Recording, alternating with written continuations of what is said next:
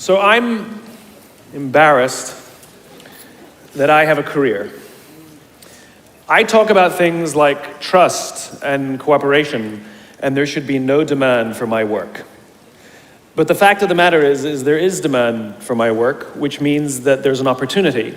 It means that trust and cooperation are not yet standard in our organizations, and yet they should be, and we know that, which is why we're looking for ways to bring those things to our organizations.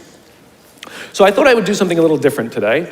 You know, when you're speaking to tens of thousands of people and you have the opportunity to share a message, of course, most rational people would say, let's go with something I've talked about lots of times and I'm really good at, but I'm not normal, so I'm going to do something completely new, and I hope this works out. There are two things that I think that great leaders need to have: empathy and perspective. And I think these things are very often forgotten. Leaders are so often so concerned about their status or their position in an organization, they actually forget their real job. And the real job of a leader is not about being in charge, it's about taking care of those in our charge. And I don't think people realize this, and I don't think people train for this.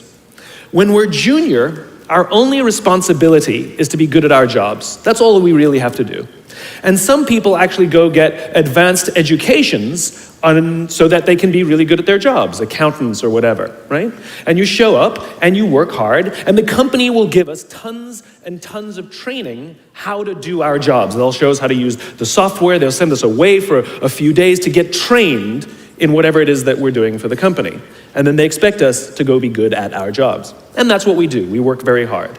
And if you're good at your job, they'll promote you. And at some point, you'll get promoted to a position where we're now responsible for the people who do the job we used to do, but nobody shows us how to do that. And that's why we get managers and not leaders. Because the reason our managers are micromanaging us is because they actually do know how to do the job better than us. That's what got them promoted. Really what we have to do is go through a transition. Some people make it quickly, some people make it slowly, and unfortunately some people will never make that transition at all. Which is we have to go through this transition of being responsible for the job and then turning into somebody who's now responsible for the people who are responsible for the job. And as I said before, one of the great things that is lacking in most of our companies is that they are not teaching us how to lead. And leadership is a skill like any other. It is a practicable, learnable skill. And it is something that you work on. It's like a muscle. If you practice it all the days, you will get good at it and you will become a strong leader. If you stop practicing, you will become a weak leader. Like parenting, everyone has the capacity to be a parent. Doesn't mean everybody wants to be a parent, and doesn't mean everybody should be a parent. Leadership is the same. We all have the capacity to be a leader. Doesn't mean everybody should be a leader, and it doesn't mean everybody wants to be a leader. And the reason is because it comes at great personal sacrifice. Remember, you're not in charge, you're responsible for those in your charge. That means things like when everything goes right, you have to give away all the credit. And when everything goes wrong, you have to take all the responsibility. That sucks, right? It's things like staying late to show somebody what to do.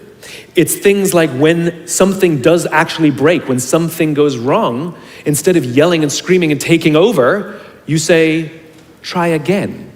When the overwhelming pressures are not on them, the overwhelming pressures are on us. At the end of the day, great leaders are not responsible for the job. They're responsible for the people who are responsible for the job. They're not even responsible for the results. I love talking to CEOs and say, what's your priority? And they put their hands on their hips all proudly and they say, my priority is my customer. I'm like, really? You haven't talked to a customer in 15 years. There's no CEO on the planet responsible for the customer. They're just not. They're responsible for the people who are responsible for the people who are responsible for the customer. I'll tell you a true story. A few months ago, I stayed at the Four Seasons in Las Vegas. It is a wonderful hotel. And the reason it's a wonderful hotel is not because of the fancy beds. Any hotel can go and buy a fancy bed. The reason it's a wonderful hotel is because of the people who work there. If you walk past somebody at the Four Seasons and they say hello to you, you get the feeling that they actually wanted to say hello to you. It's not that somebody told them that you have to say hello to all the customers, say hello to all the guests, right? You actually feel that they care. Now, in their lobby, they have a coffee stand. And one afternoon, I went to buy a cup of coffee, and there was a barista by the name of Noah who was serving me. Noah was fantastic. He was friendly and fun, and he was engaging with me, and I had so much fun buying a cup of coffee, I actually think I gave 100% tip, right? He was wonderful. So as is my nature, I asked Noah, do you like your job? And without skipping a beat, Noah says, I love my job.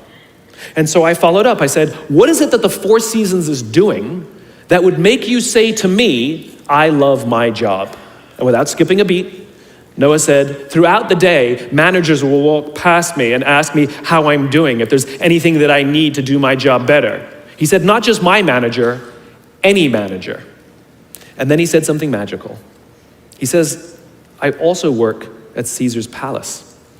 And at Caesar's palace, the managers are trying to make sure we're doing everything right. They catch us when we do things wrong. He says, when I go to work there, I like to keep my head under the radar and just get through the day so I can get my paycheck. He says, here at the Four Seasons, I feel I can be myself.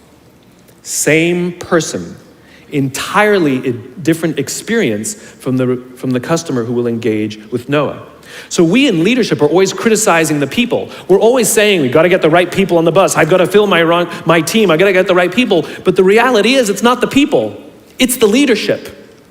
If we create the right environment, we will get people like Noah at the Four Seasons. If we create the wrong environment, we will get people like Noah at Caesar's palace.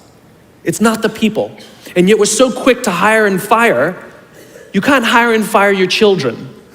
If your kids are struggling, we don't say, you got to see at school, you're up for adoption. So why is it that when somebody has performance problems at work, why is it that our instinct is to say, you're out? We do not practice empathy. What does empathy look like? Here's the lack of empathy. This is normal in our business world. You walk into someone's office, someone walks into our office and says, your numbers have been down for the third quarter in a row. You have to pick up your numbers, otherwise I can't guarantee what the future will look like. How inspired do you think that person is to come to work the next day? Here's what empathy looks like. You walk into someone's office, someone walks into your office and says, your numbers are down for the third quarter in a row. Are you okay? I'm worried about you. What's going on?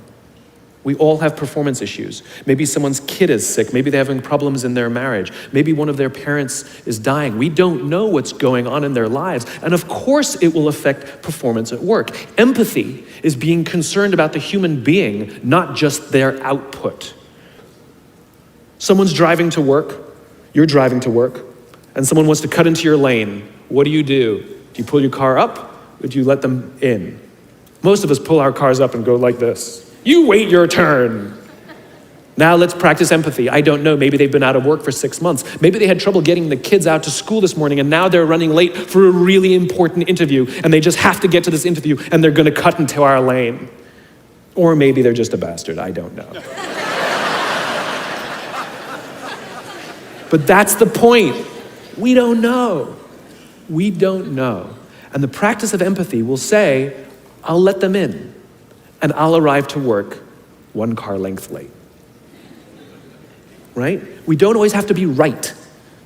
We don't always have to be in charge. We don't always have to be the one who succeeds. It's not about winning or losing.